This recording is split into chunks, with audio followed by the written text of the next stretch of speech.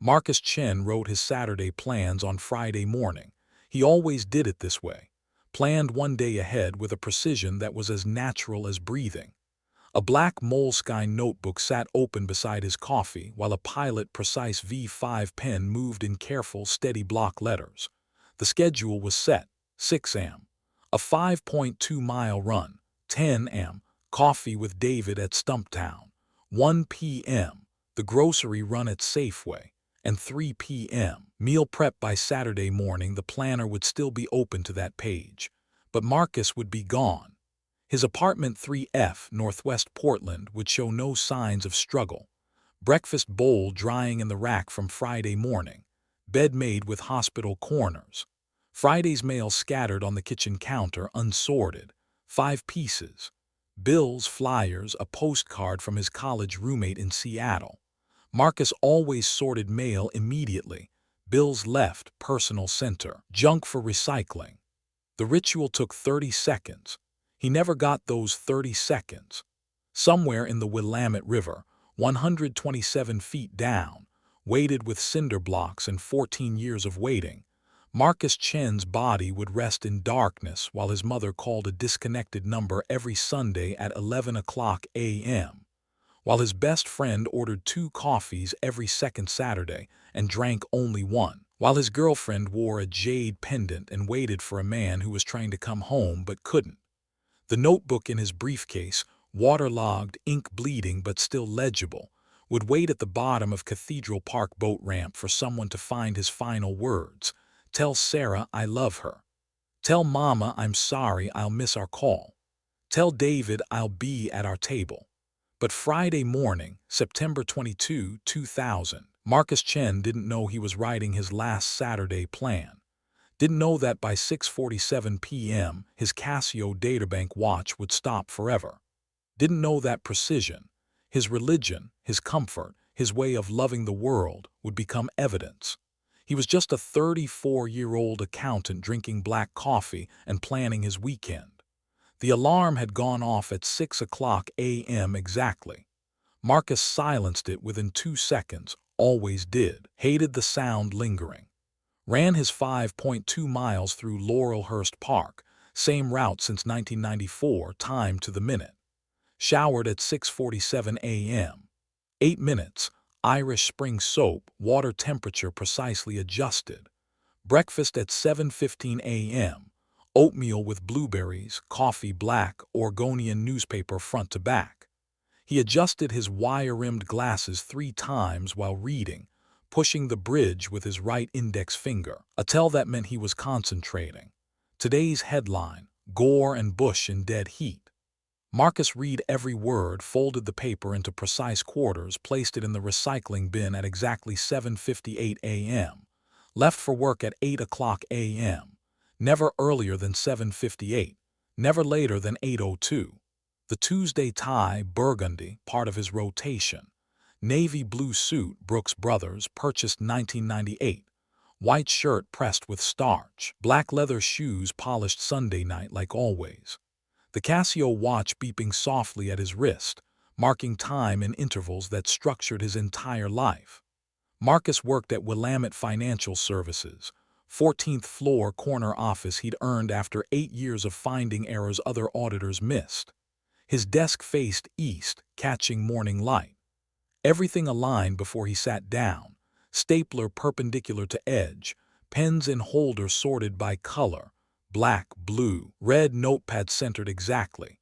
Linda Martinez, office manager, passed his door at 9:47 a.m. Morning, Marcus. He looked up, adjusted his glasses once. Good morning, Linda. This was their ritual, every morning. 10 years of good mornings, each one exactly like the last, which was how Marcus preferred it. Routine wasn't boring. Routine was love made visible. At 12:15 p.m. his watch beeped. Lunch. Marcus walked 3 blocks to Corner Bistro. Same table, same order. Turkey on wheat mustard, no mayo. Water, no ice. The waitress, Angela, had stopped asking what he wanted 6 years ago. Just brought the sandwich, smiled, moved on. He ate slowly, reading tax code updates from his briefcase. tapped his pen against the table in the pattern he used when reviewing financial statements. 4 taps, pause, 3 taps, pause, 2 taps. Anyone watching would have thought he was keeping time to music only he could hear. By 12:45 p.m., he was back at his desk. The afternoon belonged to the Pacific Northwest Lumber Audit, Marcus's first time examining their books. The previous auditor had retired in June. Marcus had inherited the client in September, spent 4 days reviewing 3 years of financial records, and this afternoon, at 4:15 p.m., he would present his findings to William Reichs, the company's CFO. Marcus's audit notes filled 17 pages of his moleskine, color-coded, cross-referenced, meticulous. They showed $2.3 million in systematic theft. At 3:30 p.m., exactly 3:30, his watch confirming, Marcus walked to Linda Martinez's desk and took 1 peppermint from the glass jar she kept filled. 8 years of this. 1 peppermint every afternoon, never 2. Thank you, Linda. She smiled without looking up from her spreadsheet. Routine. The faint scent of peppermint followed him back to his desk, sharp and cool, cutting through the afternoon heat that the building's air conditioning fought against. At 4:15 p.m. exactly, Marcus sat across from William Reichs in the conference room, slid the findings across the table, watched Reichs's face stay perfectly calm while reading documentation of his own crimes. Mr. Reichs, Marcus said, his voice quiet but precise, complete sentences like always. These findings constitute criminal fraud. I'm obligated to report this to the Oregon Department of Justice and FBI Monday morning. I recommend you retain counsel immediately. Reichs asked for 24 hours to review the findings.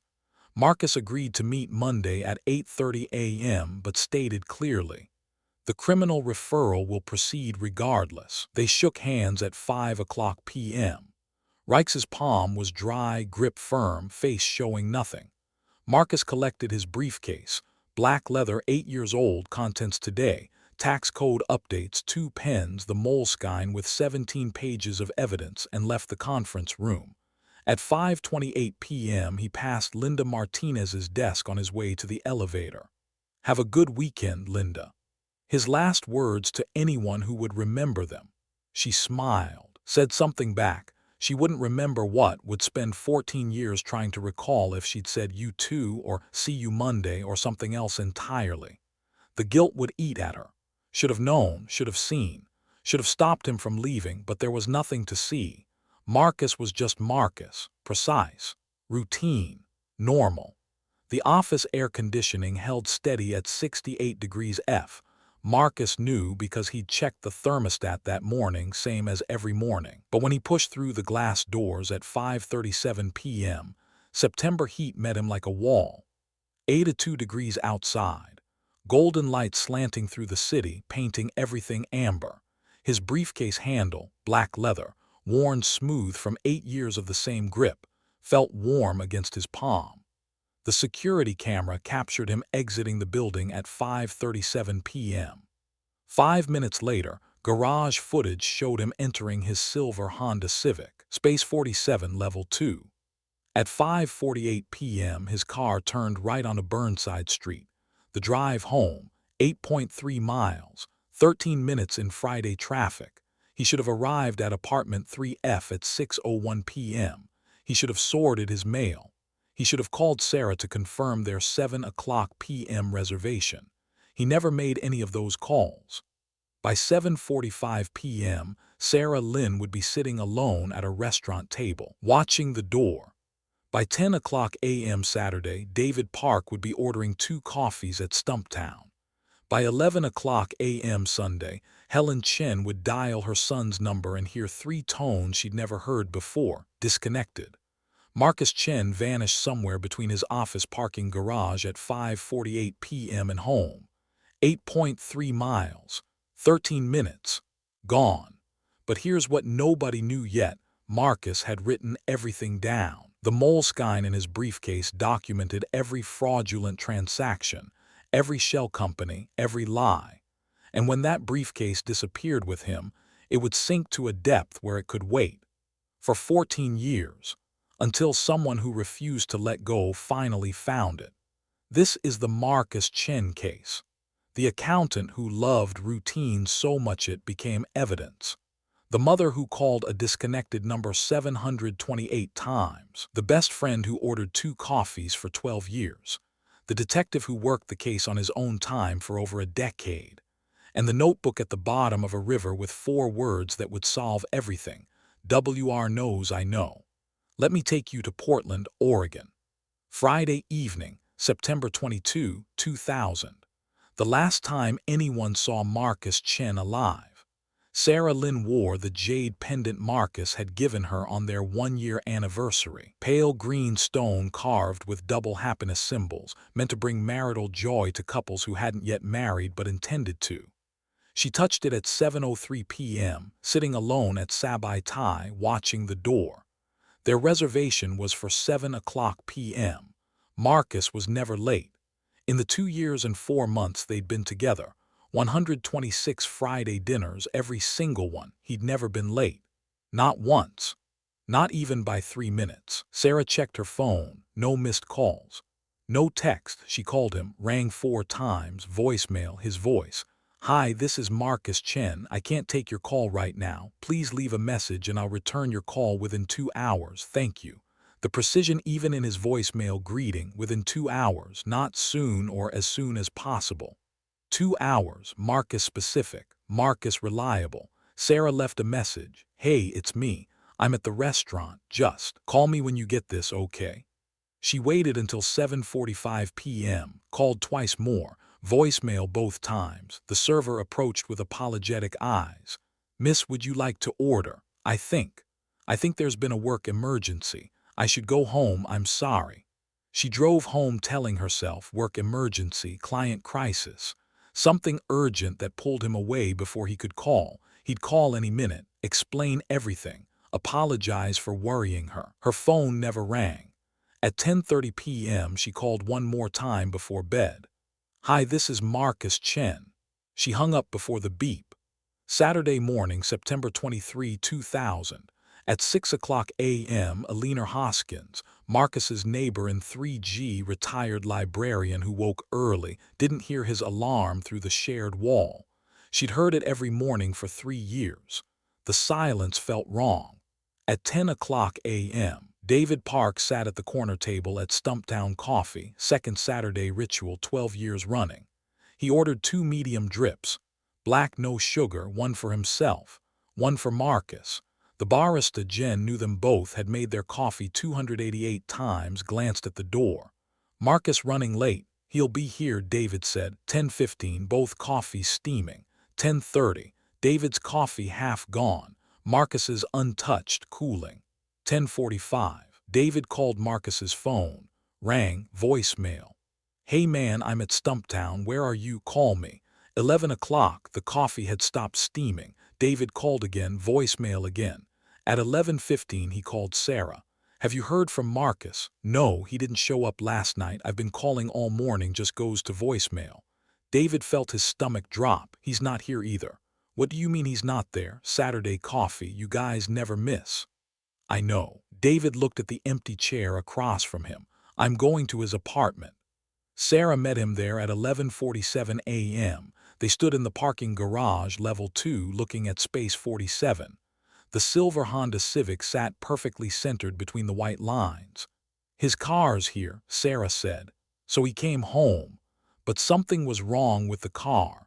Sarah couldn't name it at first, just felt it. Then she realized it was too clean. Marcus washed his car every Sunday morning. This was Saturday. The car should have shown a week's worth of Portland grime, rain spots, street dust, the film that settles on parked cars. Instead, it looked freshly detailed, immaculate. When did he wash it? David said. Sarah touched the hood, cold, been here a while. At 12:47 p.m., Sarah used her key to enter apartment 3F. The door swung open onto stillness. No sounds, no movement, no Marcus. Marcus, Sarah called. Nothing. They stepped inside. Everything looked normal, untouched. The breakfast bowl from Friday morning sat in the dish rack, dried. The bed was made with hospital corners, Marcus's signature precision.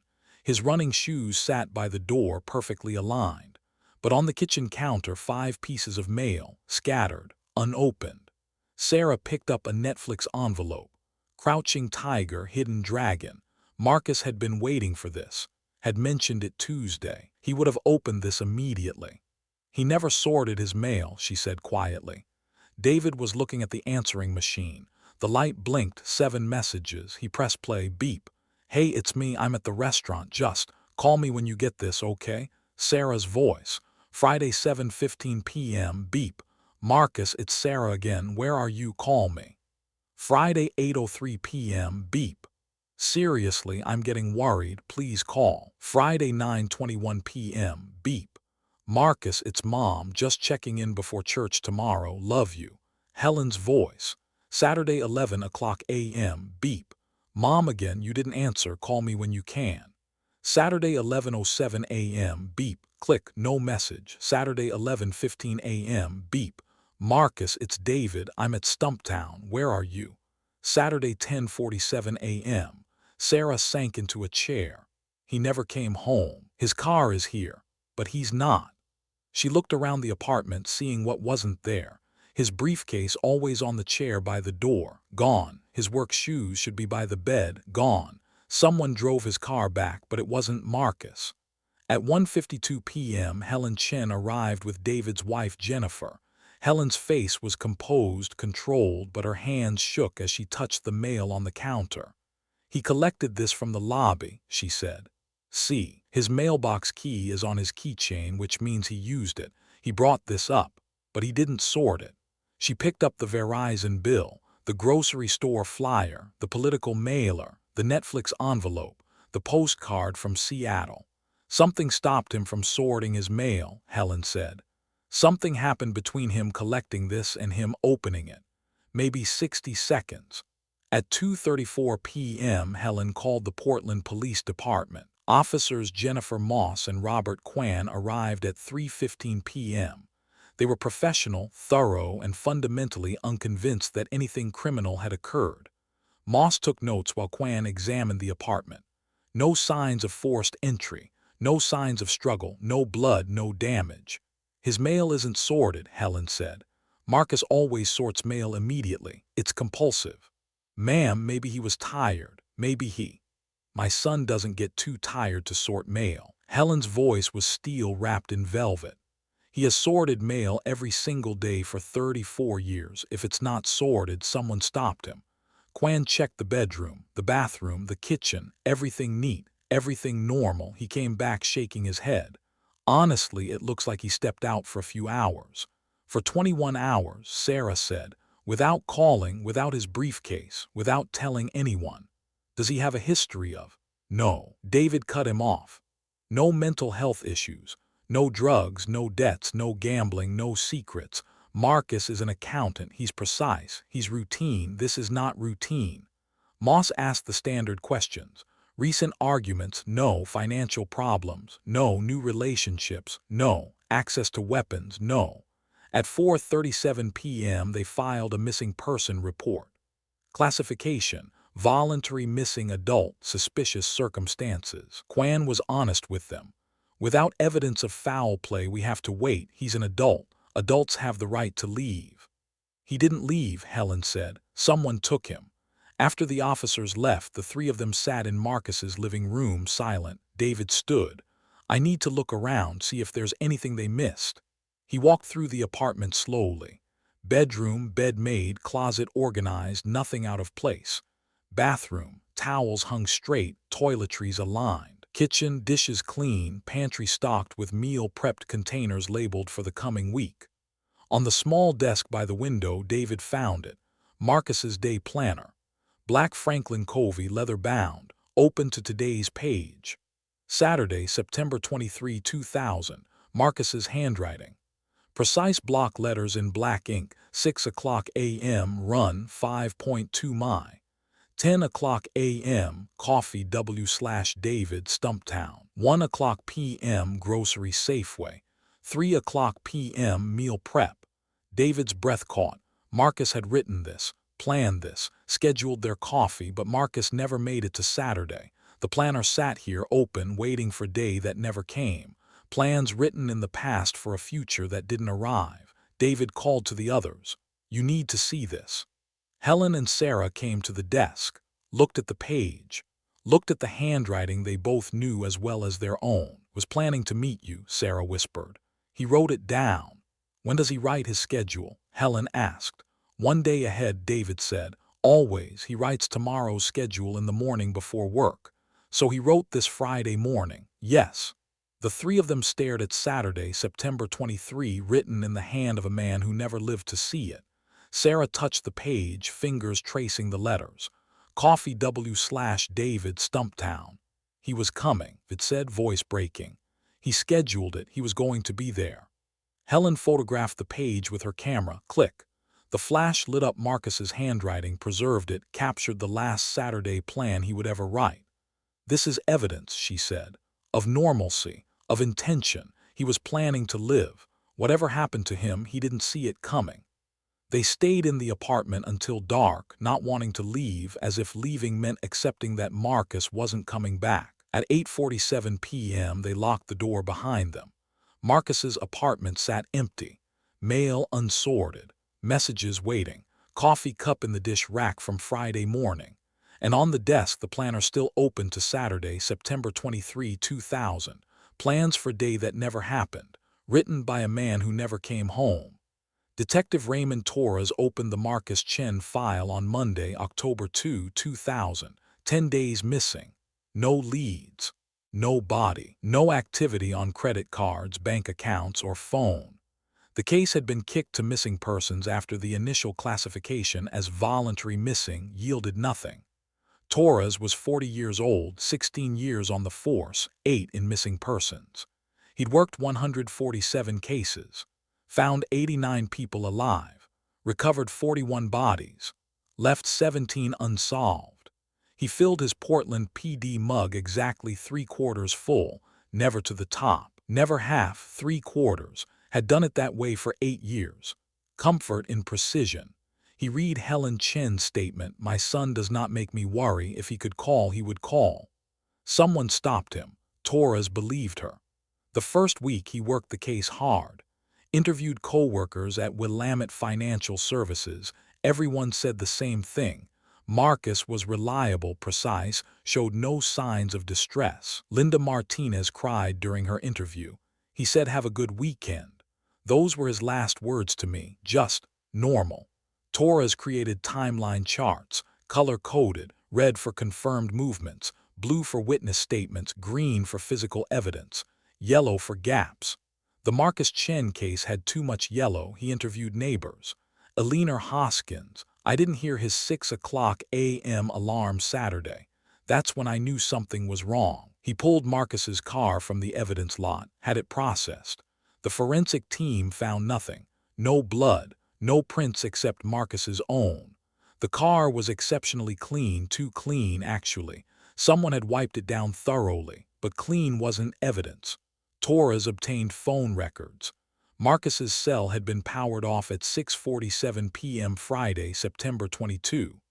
Last tower ping. CT 427, St. John's Bridge area, 2-mile radius. Search teams combed Cathedral Park, the riverbanks, the surrounding neighborhoods, found nothing. On October 12, Torres interviewed William Reichs, CFO of Pacific Northwest Lumber. The client Marcus had been auditing the week he disappeared. Reichs was calm, professional, cooperative. "Mr. Chen seemed very thorough during our audit meetings," Reichs said. "Professional, no signs of distress." "Did the audit find any irregularities?" "Clean books, nothing unusual." Torres asked about Reichs's whereabouts September 22. Business dinner in Seattle. Left Portland around 5:30 p.m., arrived at restaurant by 6:30. Dinner with 4 colleagues from a lumber supplier, lasted until about 10:30. Torres verified the alibi, 4 witnesses, restaurant receipt, ironclad. He moved on. The fraud investigation file sat in the Financial Crimes Division. Separate department, different building, no cross-reference. Torres never saw it. By week 3, the leads dried up. By week 6, the captain reassigned Torres to new cases, but Torres kept the file, kept it in his desk drawer, reviewed it on lunch breaks, after hours, weekends.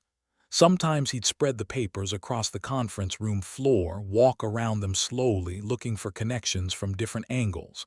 A habit. Changing perspective revealed patterns. The pattern didn't reveal itself. His wife Maria asked him why he kept working a cold case. "Because Chen calls me every Friday," he said, "and I can't tell her I gave up." The first year was survival. Helen called Torres every Friday at 2 p.m. Same question, "Any news?" Same answer, "Not yet, Mrs. Chen, but I'm still looking." She called Marcus's voicemail every Sunday at 11 a.m., left messages. "Hi, sweetheart, it's Mom. Just checking in. I made your favorite soup. I'll save you some. Call me when you can. I love you." 7 messages, then 14, then 30. The voicemail filled up. Started deleting old messages automatically to make room for new ones. Helen didn't care, kept calling, kept leaving messages. Sarah wore the jade pendant every day. Couldn't take it off. It felt like removing it would mean accepting that Marcus wasn't coming back to give her the matching ring. She went to work, taught 4th grade, came home, didn't date, didn't go out. Every Friday at 7 p.m. she sat in her apartment and imagined Marcus walking through the door with an explanation. He never did. David went to Stumptown every second Saturday, ordered 2 coffees, drank one, left one untouched. The baristas stopped asking if Marcus was coming, just made 2 coffees without comment. Jen, who'd worked there since 1998, told the new baristas, "Always make 2, don't ask why." By month 6, most people stopped asking Helen how she was, stopped mentioning Marcus, moved on with their lives the way people do when tragedy becomes routine. But Helen didn't move on. She created what she called Marcus's wall in her dining room, covered it with maps, timelines, photographs, newspaper clippings, string connecting points, red pins marking his last known locations, blue pins marking search areas. She hired a private investigator with money she didn't have. He worked the case for 3 months, found nothing new, apologized, stopped cashing her checks. The second year was anger. Helen attended every city council meeting, demanded more resources for missing persons, wrote letters to the mayor, the police chief, the Oregonian. Most went unanswered. Sarah took a leave of absence from teaching, spent 6 weeks searching, drove to every town within 100 miles of Portland, showed Marcus's photo in coffee shops, gas stations, homeless shelters. Someone must have seen him. Someone must know something. No one did. David started a spreadsheet, every detail from the investigation, every timeline, every witness statement, cross-referenced everything, looking for the pattern Torres had missed. The spreadsheet grew to 127 pages. The pattern didn't appear. The third year was when people stopped saying Marcus's name, when acquaintances saw Helen at the grocery store and suddenly remembered something in another aisle, when coworkers stopped asking Sarah about her weekend because they knew she'd spent it searching, when David's friends stopped inviting him places because he always declined. Torres got promoted to sergeant. New office, new cases, new captain who didn't understand why Torres kept a file from 2000 in his desk. "Let it go, Ray. He's gone. We'll never find him." Torres, "Then I'll die trying." He worked the case on his own time, lunches, evenings, weekends. Maria would find him at the kitchen table past midnight, files spread out, Portland PD mug cold beside him, 3/4 full of coffee he'd forgotten to drink. Color-coded timelines covered their dining room wall now. Red, blue, green, yellow, so much yellow. Helen's voicemails to Marcus's phone continued every Sunday, 11 a.m., until September 2003, 3 years missing. Helen dialed Marcus's number at 11 a.m., 3 tones, not ringing, not voicemail. "The number you have reached is no longer in service, disconnected." Helen sat with the phone in her hand for 7 minutes. Then she called Torres. "His number is disconnected." "I'm sorry, Mrs. Chen. Does that mean he's dead?" Torres chose honesty. "It means Verizon canceled an inactive line. That's all it means. But they both knew what it meant. 3 years, no activity, no hope. The company had moved on, even if Helen never would. Years 4 through 13 became a rhythm of ritual and erosion. Evidence degraded. Security tapes from Marcus's office building, 30-day retention, recorded over in October 2000. Witness memories faded. By 2005, Eleanor Hoskins wasn't sure anymore if she'd heard the alarm or not. Tom Stevens retired in 2006, moved to Arizona, couldn't recall details. Police files gathered dust. Literally. Torres would pull the box from storage once a year, wipe the lid clean, review everything again, but the rituals persisted. Helen aged, hair graying, lines deepening around her eyes. But Marcus's wall never came down. She added to it, updated it. Every new tip, every dead end, every anniversary marked with a new red pin. Sarah eventually went back to teaching. Couldn't afford not to, but she wore the jade pendant every single day. Green stone against her throat, reminder of a promise unmade. In 2006, she went on a date, felt guilty the entire time, came home and apologized to Marcus's photo. In 2008, she went on 3 dates with a man named Richard. Kind, patient, didn't ask about the pendant. She told him about Marcus on date 4. Richard said, "I'm not asking you to forget him. I'm just asking if there's room for both of us." There wasn't, not yet. David's hair grayed. His children grew up knowing Uncle Marcus from stories only. The friend who never came to their birthday parties but whose coffee ritual their father maintained like religion. At Stumptown, the corner table became unofficially reserved. Regulars knew, tourists didn't. If someone sat there on a second Saturday, a regular would quietly suggest they move. 288 Saturdays, 2 coffees ordered, 1 consumed, 1 left untouched. The baristas changed. Jen retired in 2007. New staff learned the ritual from old staff. The guy who orders 2 coffees, don't ask about the second one. It's for someone who's not coming. Torres worked 1,089 more cases, solved 847, never stopped reviewing Marcus Chen's file. His color-coded charts moved from the dining room to his home office. Maria helped him laminate them in 2009, protected them from coffee stains, from time, from Torres's habit of staring at them for hours looking for the connection he'd missed. It was there. He knew it was there. He just couldn't see it.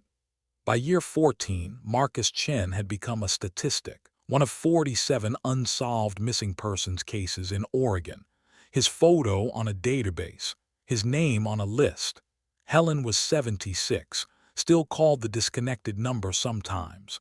Habit, muscle memory. Sundays at 11 o'clock a.m., her hand would reach for the phone before her brain remembered. Sarah was 45, still wore the pendant, still taught 4th grade, still thought about Marcus every day but had learned to live around the grief the way you live around a permanent injury. David was 59, still went to Stumptown, still ordered 2 coffees.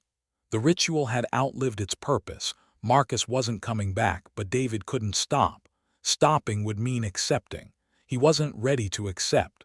Torres was 54, had worked missing persons for 22 years, had 17 unsolved cases. Marcus Chen haunted him more than the other 16 combined.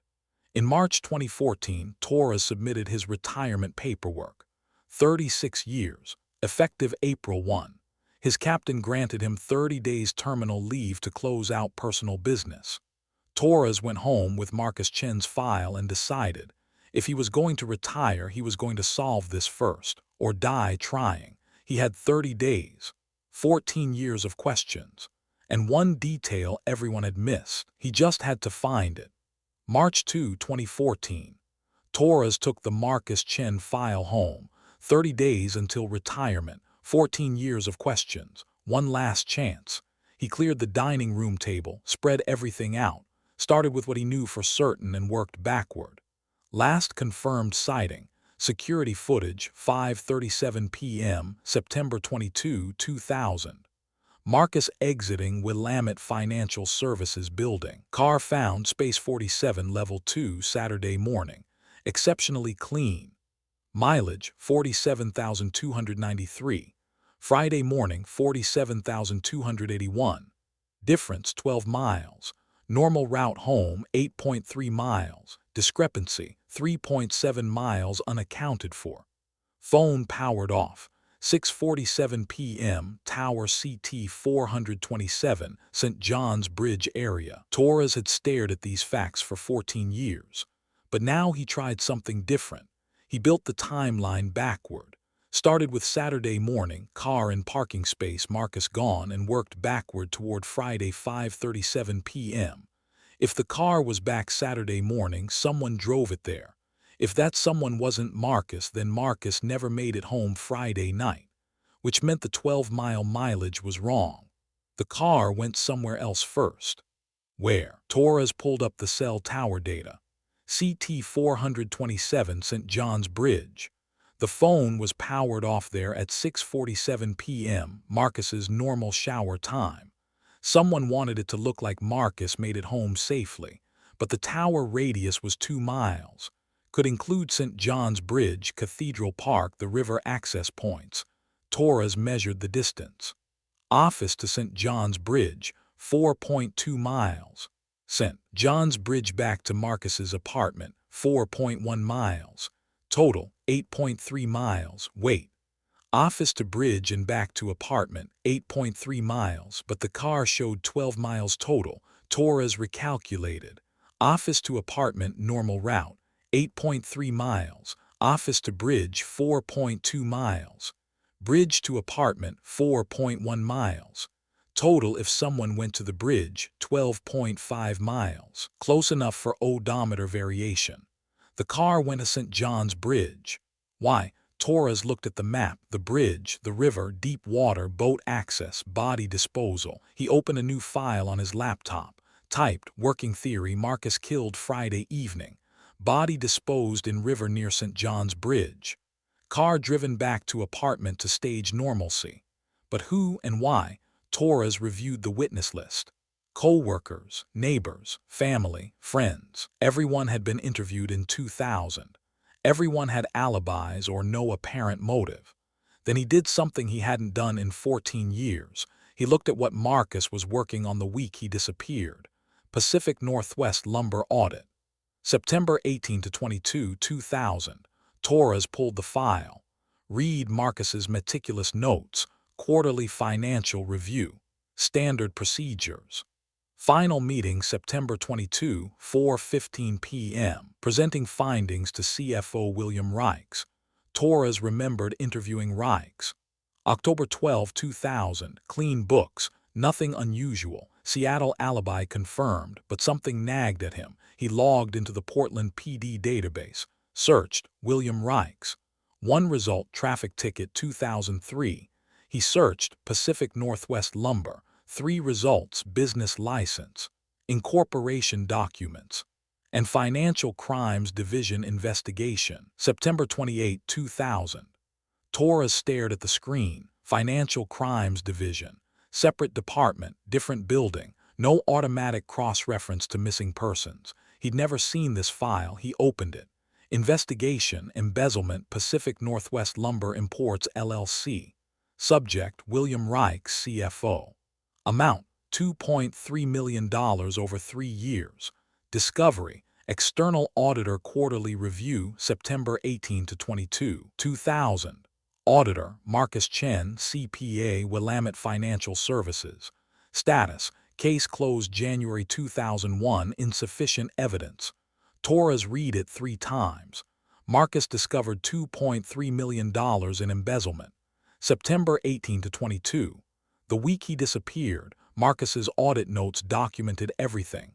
False vendor invoices, shell companies, forged signatures, systematic theft. Final note dated September 22, 4:30 p.m., audit complete. Findings, embezzlement, recommend immediate criminal referral. Report to file Monday a.m. Sep 25. Marcus was going to report Reichs on Monday morning. Marcus disappeared Friday night. Torres's hands were shaking. He pulled Reichs's interview from October 2000, read his own notes, asked about audit findings. Reich stated, clean books, nothing unusual. Reich had lied, and Torres had believed him. Torres checked the Seattle alibi. 4 witnesses confirmed Reich was at dinner 6 o'clock 10:30 p.m. He started calling the witnesses. 14 years later. First witness, deceased 2008. Second witness. Yeah, I remember. Bill paid us each $5,000 to say he was there. I needed the money, I'm sorry.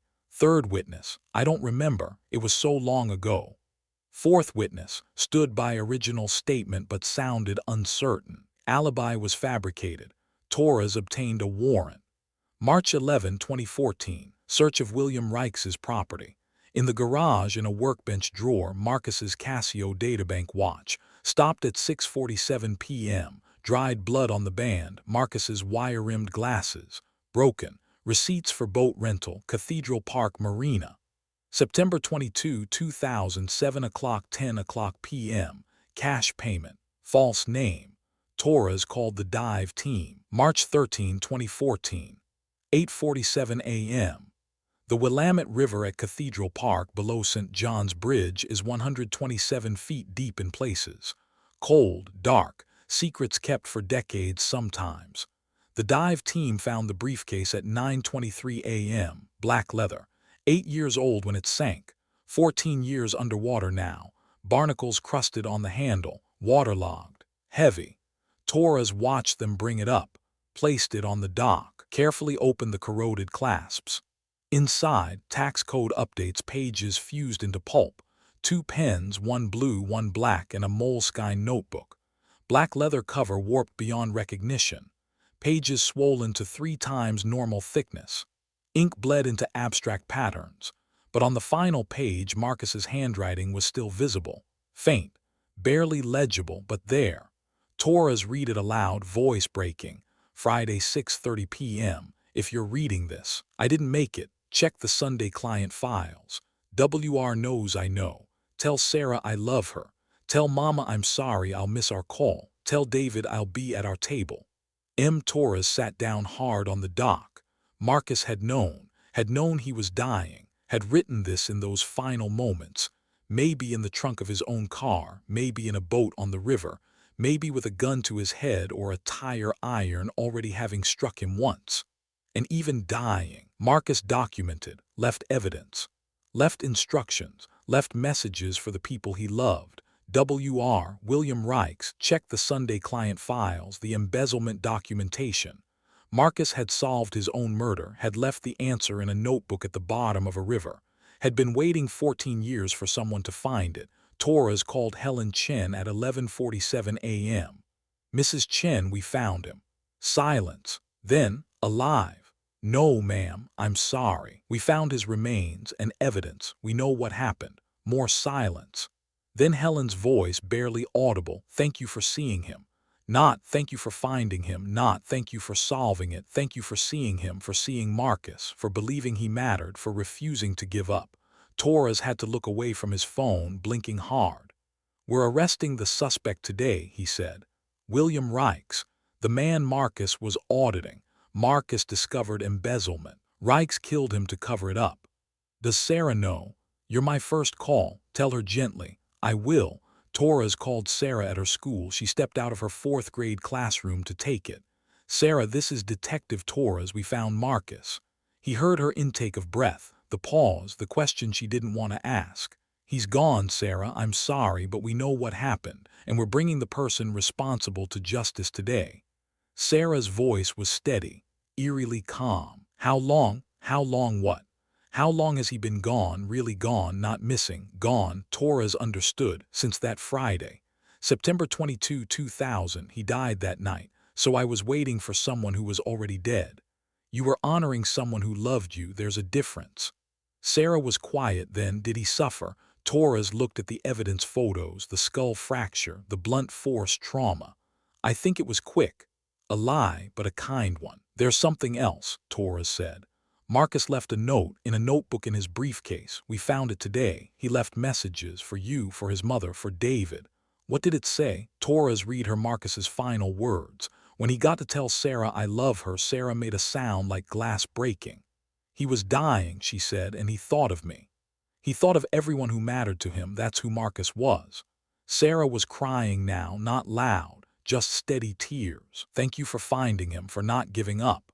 I promised your family I wouldn't. Torres called David at work, same conversation. Same broken sound when he read Marcus's message. Tell David I'll be at our table. He knew I'd wait, David said. He knew I'd keep showing up. You did, Torres said. For 14 years, Marcus knew you would. March 14, 2014, 6 o'clock a.m. William Reichs answered his door in a bathrobe, saw the police. Saw Torres, didn't run, didn't fight, just said, I wondered when you'd figure it out. He confessed in the car, couldn't help himself, accountant's precision, needed everything documented correctly. I waited in his apartment, used the service entrance, picked the lock. I knew his schedule, knew he'd arrive around 6. He came in, collected his mail. I was in the bathroom, tire iron, one hit. He went down. Torres didn't speak. Let Reichs talk. I dragged him to the bathtub. Him again, made sure. Then I wrapped him in the shower curtain, cleaned everything with bleach, put him in his own trunk. Why the bridge? I'd rented a boat, figured the river was deep enough, weighted him with cinder blocks, dropped him 127 feet down. Then I drove his car back to his apartment, parked it, walked to my car 3 blocks away. The phone, powered it off at 6:47. His shower time, wanted it to look like he made it home. Then I threw the phone in the river. The briefcase. Threw that in too, figured it would sink. Didn't realize it had his notebook. If I'd known. Reichs shook his head. I would have burned it. Why keep his watch, his glasses? Reichs was quiet for a long moment. I don't know, couldn't throw them away, couldn't explain why, guilt maybe, or proof I'd actually done it. At the station, Torres charged him murder in the 1st degree, evidence tampering, financial fraud. Reichs signed the confession, precise, detailed, accountant to the end. Torres called Helen again. We have him, full confession, he's not getting out. Helen exhaled, 14 years of held breath finally released. Can I see Marcus? The medical examiner needs to complete the examination, but yes, soon. Will there be enough to bury? Torres had seen the remains, 14 years underwater, skeletal, incomplete, but yes, there will be enough. That was what mattered. Enough to bring Marcus home, enough to bury beside his father, enough to let Helen stop calling a disconnected number and start visiting a grave. Enough. March 2, 2014. Torres took the Marcus Chen file home, 30 days until retirement, 14 years of questions, one last chance. He cleared the dining room table, spread everything out, started with what he knew for certain and worked backward. Last confirmed sighting, security footage, 5:37 p.m. September 22, 2000. Marcus exiting Willamette Financial Services building. Car found, space 47, level 2, Saturday morning, exceptionally clean. Mileage 47,293. Friday morning 47,281. Difference 12 miles. Normal route home 8.3 miles. Discrepancy 3.7 miles unaccounted for. Phone powered off. 6:47 p.m. Tower CT 427 St. John's Bridge area. Torres had stared at these facts for 14 years. But now he tried something different. He built the timeline backward. Started with Saturday morning, car in parking space, Marcus gone, and worked backward toward Friday 5:37 p.m. If the car was back Saturday morning, someone drove it there. If that someone wasn't Marcus, then Marcus never made it home Friday night, which meant the car went somewhere else first. Where? Torres pulled up the cell tower data. CT 427 St. John's Bridge. The phone was powered off there at 6:47 p.m., Marcus's normal shower time. Someone wanted it to look like Marcus made it home safely. Torres measured the distance. Office to St. John's Bridge, 4.2 miles. St. John's Bridge back to Marcus's apartment, 4.1 miles. Total, 8.3 miles. Wait, but the car showed 12 miles total. Office to apartment normal route, 8.3 miles. Office to bridge to apartment, 8.3 miles. That didn't account for the extra miles. Unless Torres recalculated. What if the car went from office to apartment first, 8.3 miles. Then from apartment to bridge and back, 3.7 miles round trip. Total, 12 miles. The car went home, then to the bridge, then back home, body disposal, then staging. Torres looked at the map, the bridge, the river, deep water, boat access. He opened a new file on his laptop, typed, working theory, Marcus killed at apartment Friday evening. Body transported in own car to St. John's Bridge. Disposed in river. Car returned to apartment parking space. But who and why? Then he did something he hadn't done in 14 years. He looked at what Marcus was working on the week he disappeared. Pacific Northwest Lumber Audit. September 18 to 22, 2000. Final meeting September 22, 4:15 p.m. presenting findings to CFO William Reichs. Torres pulled Marcus's audit notes. Read them. Color-coded. Cross-referenced. Meticulous. Then he logged into the Portland PD database. Searched Pacific Northwest Lumber. 3 results appeared: business license, incorporation documents, and Financial Crimes Division investigation September 28, 2000. Torres stared at the screen. He'd never seen this file. He opened it. Investigation, embezzlement, Pacific Northwest Lumber Imports LLC. Subject, William Reichs, CFO. Amount, $2.3 million over 3 years. Discovery, External Auditor Quarterly Review September 18 to 22, 2000. Auditor, Marcus Chen, CPA, Willamette Financial Services. Status, case closed January 2001, insufficient evidence. Torres read it 3 times. Marcus discovered $2.3 million in embezzlement the week he disappeared. Marcus's final audit note dated September 22, 4:30 p.m. Findings. Embezzlement. Recommend immediate criminal referral. Report to file Monday a.m. Sep 25. Marcus was going to report Reichs on Monday morning. Marcus disappeared Friday night. Torres pulled Reichs's 2000 interview. Read his own notes from October 12, 2000. Asked about audit findings. Reichs stated, clean books, nothing unusual. Reichs had lied, and Torres had believed him because the alibi checked out. Torres started calling the Seattle dinner witnesses. 14 years later, first witness, deceased 2008. Second witness after long pause, yeah, I remember. Bill paid us each $5,000 to say he was there. I needed the money, I'm sorry. Third witness, I don't remember clearly anymore. Fourth witness, stood by original statement but sounded uncertain. The alibi was fabricated. March 11, 2014. Torres obtained a warrant for forensic re-examination of Marcus's Honda Civic. Modern technology. 2014 methods that didn't exist in 2000. The forensic team sprayed the trunk with luminol. The entire trunk liner glowed blue-white in the darkness. Blood, cleaned meticulously with bleach in 2000, invisible to 2000 testing. But luminol reveals what bleach can't fully erase. DNA analysis, Marcus Chen. Blood type match, confirmed. Then the microscopic analysis found something else. Douglas fir wood fragments, aged 40 to 60 years, embedded in the trunk carpet. The forensic tech ran the analysis. These fragments match the construction materials used in St. John's Bridge. Built 1931. Douglas fir, old growth, specific grain pattern. The car had been to the bridge, with Marcus's blood in the trunk. Torres obtained a second warrant. Search of William Reichs's property. In the garage, workbench drawer, Marcus's Casio databank watch. Stopped at 6:47 p.m. Dried blood on the band tested matched Marcus. Marcus's wire-rimmed glasses. Broken. Left lens cracked. Receipts, Cathedral Park Marina.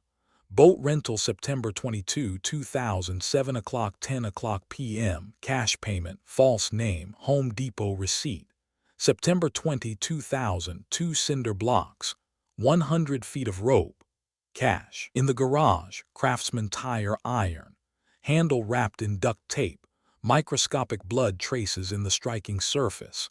DNA testing pending. In the house safe, $47,000 cash. Bundled, sequential bills. Embezzlement money Reichs never deposited. Torres called the dive team. March 13, 2014, 9:23 a.m., the Willamette River below St. John's Bridge. The dive team found the briefcase 47 feet underwater, 200 yards downstream from the Cathedral Park boat ramp. Black leather, 14 years submerged, barnacles, silt, heavy. Torres watched them bring it up, opened the corroded clasps with gloved hands. Inside, tax code updates fused into pulp, 2 pens and a moleskine notebook. Pages swollen, ink bled. But on the final page, Marcus's handwriting was still legible. Faint but there. Torres read it aloud to the dive team captain, Friday 6:30 p.m. If you're reading this, I didn't make it. Check the Sunday client files. WR knows I know. Tell Sarah I love her. Tell Mama I'm sorry I'll miss our call. Tell David I'll be at our table. MWR, William Rikes. Marcus had known he was dying, had documented it, had left instructions, had solved his own murder from beyond the grave, had been waiting 14 years for someone to find his answer. Expand the search, Torres said. The body is down there. March 14, 2014, 2:47 p.m. The dive team found the skeletal remains 127 feet down, half a mile downstream from the boat ramp, weighted with 2 cinder blocks wrapped in deteriorated rope, bones scattered by current and time. Skull showing blunt force trauma, single impact, rear left side, consistent with tire iron strike. Dental records confirmed, Marcus Chen. Forensic examination estimated death occurred within hours of disappearance. September 22, 2000, between 6:00 p.m. and 8:00 p.m. 14 years, 5 months, and 22 days in the river. Torres sat on the dock and called Helen Chen at 4:17 p.m. Mrs. Chen, we found him. Silence. Then, alive. No, ma'am, I'm sorry, we found his remains. In the river, and we found evidence. A notebook Marcus left. We know what happened. We know who did it. More silence. Then Helen's voice, barely audible. Thank you for seeing him. Not, thank you for finding him. Thank you for seeing him, for believing he mattered, for refusing to give up. We're arresting the suspect tomorrow morning, Torres said. William Rikes. The CFO Marcus was auditing. Marcus discovered embezzlement. Rikes killed him to prevent the report being filed. Does Sarah know? You're my first call. Tell her gently, she's been waiting a long time. Torres called Sarah at her school. She stepped out of her classroom. Sarah, this is Detective Torres. We found Marcus. He heard her breath catch, the pause. He's gone, Sarah. I'm sorry, 14 years, but we know what happened now, and the person responsible will answer for it. How? Marcus left a notebook in his briefcase. At the bottom of the river, he left messages. For you, for his mother, for David. He left evidence that solved his own case. Sarah's voice trembled. What did it say? Torres read her Marcus's final words. When he reached tell Sarah I love her, Sarah made a sound like glass breaking. He was dying and he thought of me. He thought of everyone who mattered to him, Torres said. That's who Marcus was. Torres called David at work. Read him the message. Tell David I'll be at our table. David was quiet for a long time. Then he knew I'd keep coming. He knew I wouldn't stop. You didn't, Torres said. 288 Saturdays. Marcus knew you would. March 15, 2014, 6:00 a.m. The SWAT team hit William Rikes' door with a battering ram. They found him in the bedroom, fully dressed, navy suit, tie, polished shoes, suitcase packed on the bed. Passport, tickets to Belize, flight departing 10:45 a.m. $83,000 cash in neat stacks. He was leaving. Rikes looked at Torres. No surprise, no fear, just calculation. William Rikes, you're under arrest for the murder of Marcus Chen. Rikes said nothing, held out his wrists for cuffs, compliant, controlled. They transported him to Portland PD, booked him, read him his rights. Rikes remained silent through processing, through fingerprinting, through photographing, perfect silence. At the booking desk, filling out forms, Rikes spoke for the first time. I want my attorney. Torres nodded, expected. Then Rikes looked directly at Torres. And I want to know who found the notebook. Torres felt his stomach drop. Not, what notebook? Not, I don't know what you're talking about. Who found the notebook? Rikes had known it was there, had known it was waiting, had spent 14 years wondering if anyone would ever find Marcus's final words. I did, Torres said. 14 years too late, but I found it. Rikes looked away, said nothing more, but that question was the confession, the acknowledgement, the admission that Marcus had written something Rikes knew existed but couldn't destroy. Torres charged him murder in the first degree, evidence tampering, financial fraud. Rikes's attorney arrived within 2 hours, advised complete silence, but the damage was done. Who found the notebook? 4 words that meant I killed him. I know what he wrote. I've been waiting to see if anyone would ever read it. Torres called Helen at 11:47 a.m. We have him, he's not getting out. Full evidence, the notebook, the forensic evidence, the watch he kept as a trophy, everything. Helen exhaled, 14 years of held breath.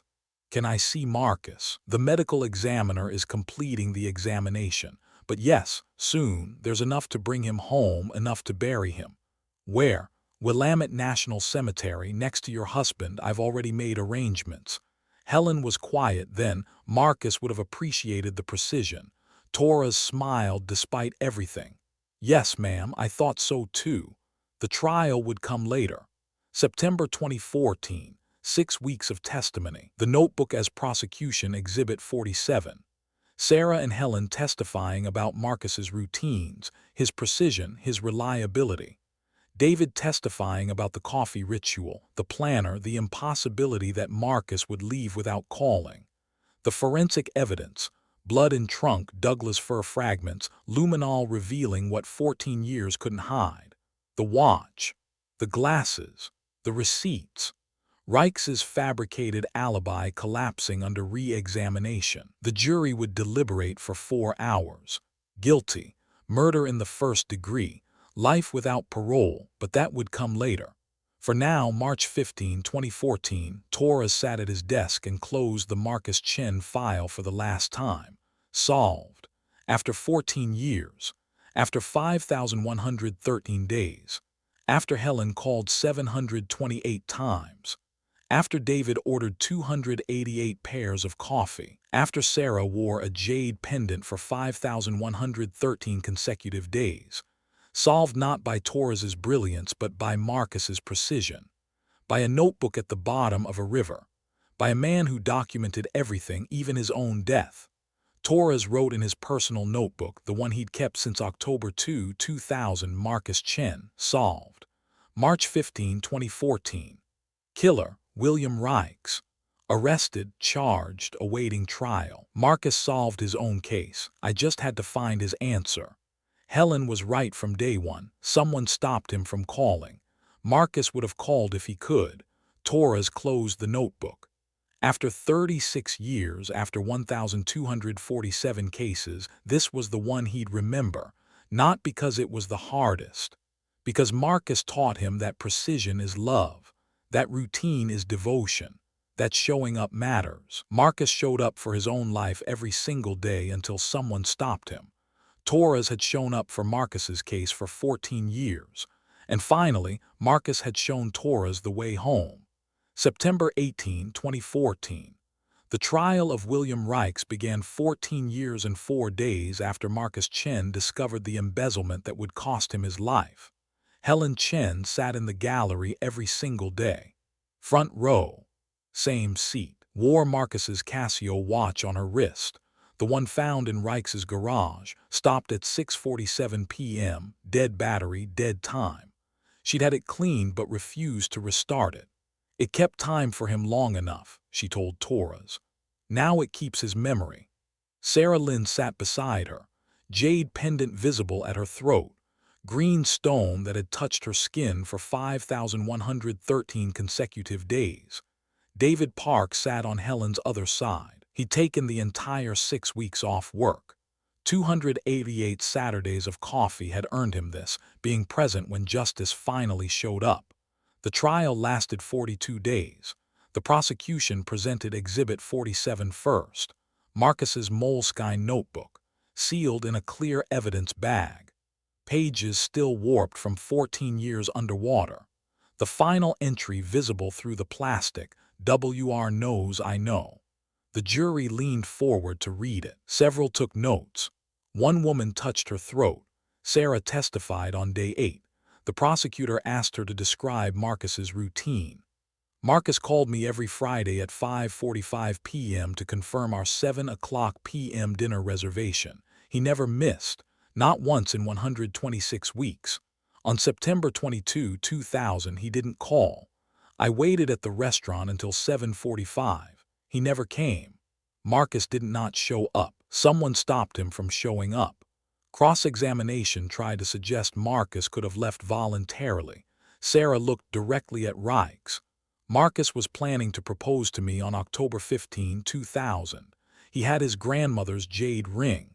He'd scheduled the reservation at Sabai Thai 2 months in advance. Men who are planning to propose don't vanish without explanation 3 weeks before." The defense had no response. Helen testified on day 12. She spoke about the Sunday phone calls. The 11 a.m. ritual, 11 years of perfect consistency. "My son called me every Sunday for 11 years. He was 23 when his father died. He became the man of the house. He took care of me. The phone call was how he did it. It wasn't optional. It was love made into routine."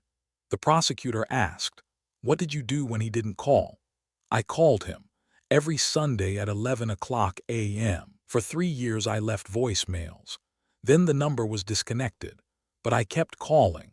728 times over 14 years. I called a disconnected number because my son would have called me if he could. Someone took that away from both of us." Cross-examination asked if it was possible Marcus wanted to start a new life. Helen looked at the defense attorney like he'd spoken a language she didn't understand. "My son scheduled his Saturdays on Friday mornings. He meal prepped on Sundays. He had $43,800 saved for a house. He was 3 years from opening his own firm. You don't build a future you're planning to run from. Marcus was building. Someone destroyed what he was building." David testified on day 19. He brought the day planner, the one found open in Marcus's apartment. September 23, 2000, 10 a.m. coffee W/David Stumptown. "Marcus wrote this Friday morning before work. It was his habit. Plan one day ahead, be prepared. He wrote Saturday's schedule not knowing he wouldn't live to see Saturday. I went to Stumptown anyway at 10 a.m., ordered 2 coffees, waited, he didn't come. I've gone every second Saturday since, 288 times, ordered 2 coffees every time. Marcus wrote that he'd be there. I showed up. That's what friends do." The defense asked, "Isn't it possible Mr. Chen changed his mind?" David's voice was steady, certain. "Marcus Chen didn't change his mind without calling 4 hours in advance. That was who he was. Routine wasn't restriction. Routine was respect for other people's time, for their expectations, for the fact that people were counting on him. Marcus understood that showing up mattered. He showed up until someone made it impossible for him to show up ever again." Torres testified on day 23. He walked the jury through the investigation, the initial search, the cold years, the March 2014 breakthrough. The prosecutor asked him to read Marcus's final entry aloud. Torres had read it 100 times by now. It still broke something in him. "Friday 6:30 p.m. If you're reading this, I didn't make it. Check the Sunday client files. WR knows I know. Tell Sarah I love her. Tell Mama I'm sorry I'll miss our call. Tell David I'll be at our table." Torres's voice cracked on the last sentence. He cleared his throat, continued. Marcus Chen was dying, he knew it. He had minutes, maybe seconds, and he used that time to document, to leave evidence, to leave messages. Even knowing he was going to die, Marcus thought about the people who loved him. He apologized to his mother for missing their phone call. He apologized while someone was killing him. The jury saw several members wipe their eyes. The defense tried to cast doubt on the timeline, the forensics, the notebook's authenticity, but the evidence was overwhelming. Luminol blood traces, Douglas fir fragments linking the car to the bridge, the watch, the glasses, the boat rental receipts, the $47,000 in Reich's safe, embezzled money Marcus had documented, and Reich's own question at booking, who found the notebook. The prosecution played the recording. The jury heard Reich's voice, calm, measured, acknowledging the notebook's existence. On October 24, 2014, after 6 weeks of testimony and 4 hours of deliberation, the jury returned. The foreman stood. Read the verdict. We find the defendant, William Reichs, guilty of murder in the first degree. Helen's hand closed around the dead watch on her wrist, held it like an anchor. Sarah touched her jade pendant, breathed. David closed his eyes. Torres sat in the back row and felt 14 years of weight lift. Sentencing came 2 weeks later. November 7, 2014. Judge Patricia Orozco had read every piece of evidence, every testimony. Marcus's notebook entry 5 times. She looked at Reichs. Mr. Reichs, you didn't just kill Marcus Chen. You killed every promise he made, every plan he had, every routine he maintained. You killed 126 Friday dinners, 288 Saturday coffees, 728 Sunday phone calls. You killed a wedding that was supposed to happen, a house that was supposed to be bought, a firm that was supposed to open, a mother's certainty that her son would call, a girlfriend's belief that her partner would show up, a best friend's Saturday morning ritual. Marcus Chen was a man who showed up, every time, for everyone, until you made it impossible. You are sentenced to life in prison without the possibility of parole. Reich showed no reaction, stood when told to stand, sat when told to sit, walked out in handcuffs with the same measured precision he'd used to kill Marcus 14 years earlier. Some people carry routine like religion. Reichs had used his to destroy. Marcus had used his to love. Helen Chen buried her son on November 15, 2014. Willamette National Cemetery. Section 47, Row M, Plot 23, next to her husband, next to Marcus's father. The headstone read, Marcus Chen. Beloved son, partner, friend, he showed up, every time, until he couldn't. We show up for him. Helen placed peppermints on the grave, the kind Marcus took from Linda's jar at 3:30 p.m. every workday for 8 years.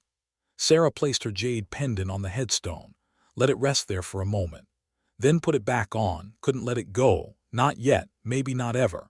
David placed 2 stumped-down coffee cups, empty, ceramic. The corner table ritual finally complete. Linda Martinez came, brought a small glass jar filled with peppermints, left it beside the headstone. Eleanor Hoskins came, stood silently. She'd heard Marcus's alarm for 3 years. The silence of that first Saturday had haunted her for 14. Torres came in uniform, saluted, stood at attention for 2 full minutes, then knelt and placed his personal case notebook, the one he'd kept since October 2, 2000, against the headstone. I kept my promise, he said quietly. I found you, I'm sorry it took so long. Helen touched his shoulder. You saw him, that's what mattered. The years after became different. Helen lived to 79, died peacefully in 2017, 19 years after Marcus, was buried in Plot 24 right next to her son.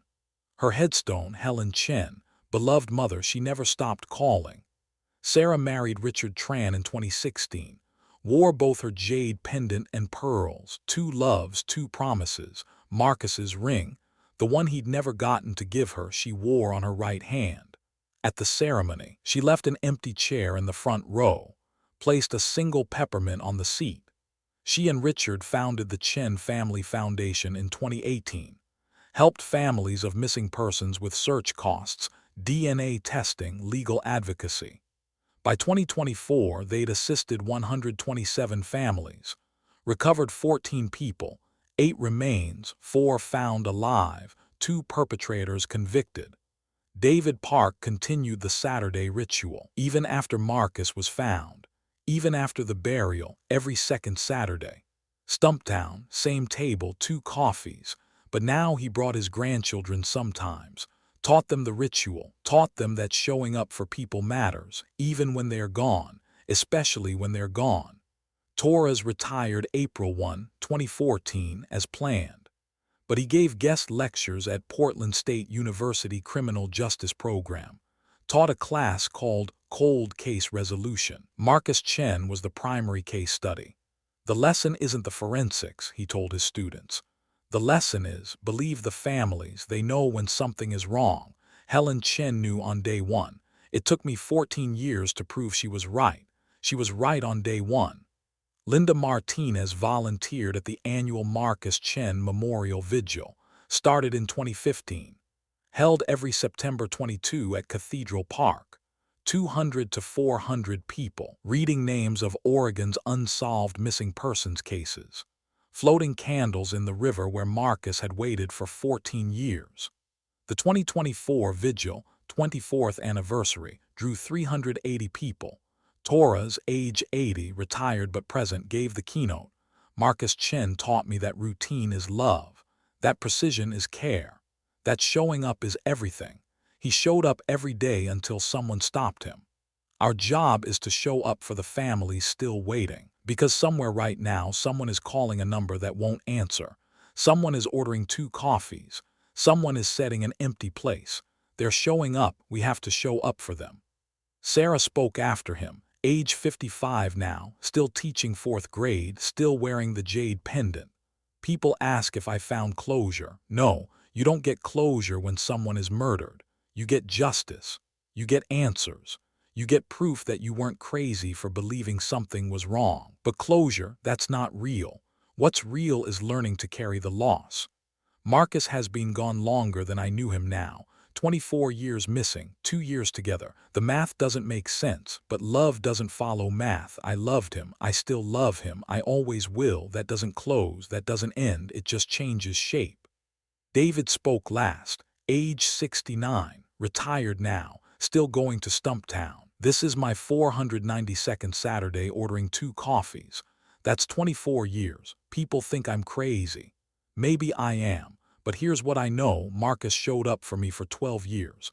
I show up for him forever. That's friendship. You keep showing up even when they can't, especially when they can't.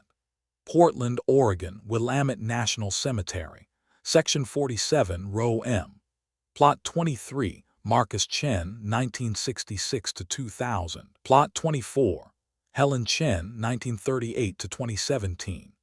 On the anniversary, September 22, visitors leave 24 peppermints, 1 for each year, 2 coffee cups Stumptown branded, 1 jade pendant replica, 47 handwritten notes from Second Saturday Foundation participants, 1 small Casio databank watch, left anonymously, note attached. Time stopped for you. We won't let your memory stop. Sarah visits every week, brings flowers, touches both headstones, speaks to them like they can hear. Maybe they can. David visits monthly, brings coffee sometimes, sits on the grass, tells Marcus about his grandchildren, about the foundation, about the 492 Saturdays. I'll be back next month, he always says before leaving. Same time. Torres visited before he died in 2023, left his Portland PD badge on the grave, whispered, I kept my promise. The last image, Sarah Lynn, age 55, standing between 2 graves in the autumn light, Marcus on her left, Helen on her right. She touches the jade pendant at her throat. The stone is warm from her skin, has been warm for 24 years. I'm getting married next month, she tells them. Richard's a good man, patient, kind. He knows about you, knows I'll always love you. He doesn't ask me to choose. There's room for both. I'll keep the pendant. I'll keep coming here. I'll keep telling your story. I'll keep the foundation going. I'll keep showing up. That's what you taught me, that showing up is the whole thing. So I'll see you next week, same time like always. She places 2 peppermints on Marcus's headstone, 1 on Helen's, walks away through the cemetery gates. Behind her the graves rest in afternoon sun. 2 people who loved routine so much it became evidence. 2 people who showed up every day until they couldn't. 2 people who taught everyone around them that precision is prayer, that routine is devotion, that the smallest daily acts, a phone call, a coffee order, a sorted mail pile, are how love looks when it's lived. Marcus Chen was 34 years old when he died. He's been gone 24 years. He's been remembered every single day. His routine ended, but the love it represented never stopped. That's what showing up means. That's what justice means. That's what memory means. Not that the absence ends, but that the presence persists. Marcus Chen was here. He mattered. He still matters. And everyone who loved him keeps showing up to prove it.